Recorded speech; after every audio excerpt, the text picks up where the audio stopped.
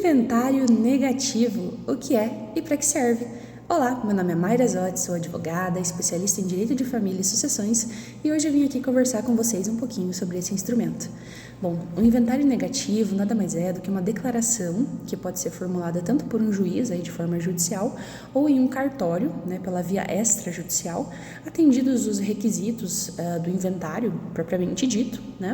E nessa declaração consta a informação de que o falecido, nosso decujus, não deixou bens a serem partilhados. Basicamente é isso que consiste, o inventário negativo. Tá, mas para que eu vou utilizar esse instrumento? Bom, é muito comum que a gente faça o inventário tradicional, justamente para atestar a existência de bens e para partilhar esses bens entre os herdeiros. Mas também é muito importante a gente atestar a inexistência de bens do falecido, deixados pelo falecido. Por quê? Porque suponhamos lá que o falecido ele não tenha deixado bens, mas ele tenha deixado ali dívidas, E o que acontece nesses casos? Geralmente os credores eles buscam o pagamento dessa dívida no patrimônio dos herdeiros. E por lei, os herdeiros eles são obrigados a arcar, a adimplir essas dívidas deixadas pelo falecido somente no limite da herança. Então, o patrimônio deles, o patrimônio próprio deles não deveria ser atingido. Então, suponhamos lá que o João faleceu e ele deixou 100 mil ali de patrimônio, mas ele deixou também 150 mil reais de dívida, Os credores, então, eles vão em busca do pagamento dessas dívidas e os herdeiros, eles são obrigados simples e unicamente a pagar ali os 100 mil de dívidas, Os outros 50 mil, eles não são obrigados a efetuar o pagamento porque extrapola ali o limite da herança que eles obtiveram, Então, eles podem utilizar o inventário negativo justamente para isso, para dizer para os credores, olha, o falecido ele não deixou bens, então a gente não é obrigado a tirar do nosso próprio bolso para efetuar aí o pagamento dessas dívidas que ele deixou em vida. Além dessa finalidade, do inventário negativo, ele também pode ser utilizado na questão da viuvez, Então, suponhamos lá que o João ele era casado com a Maria,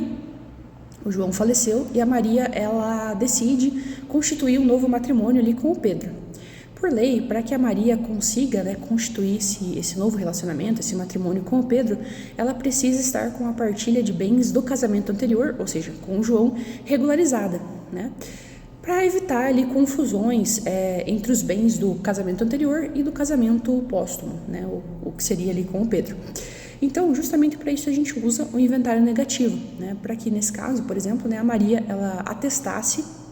que o João não deixou bens a serem partilhados e que ela pode se casar tranquilamente ali com o Pedro, que não vai haver essa confusão de bens entre os dois casamentos, A gente usa ali o inventário negativo para isso também. Além dessas duas utilidades, o inventário negativo ele também pode ser utilizado para substituição processual, Então, suponhamos lá que o João ele integrava um processo como autor ou como réu e ele veio a falecer. Por meio do inventário negativo, a gente consegue fazer a substituição do João ali como parte no processo, e regularizar a situação ali, continuar, enfim, o processo sendo ele substituído. Além disso, também o inventário negativo, ele pode ser utilizado para a questão de baixa fiscal, Então, suponhamos que o João, ele integrava uma empresa, Então, ele integrava essa empresa e ele acabou falecendo, Nesse caso, a gente também pode utilizar aí o inventário negativo para regularizar a situação daquela empresa que o João fazia parte. E outro, exemplo que eu vou citar aqui é a questão da outorga de escritura, Então, suponhamos que o João, em vida, ele vendeu um determinado bem e acabou falecendo, Para que esse bem seja regularizado, a gente precisa também do inventário negativo, para fazer a outorga ali na escritura, dizendo, que o João não deixou bens e que aquele bem já tinha sido vendido em vida para esse terceiro e vai poder regularizar aí tudo certinho.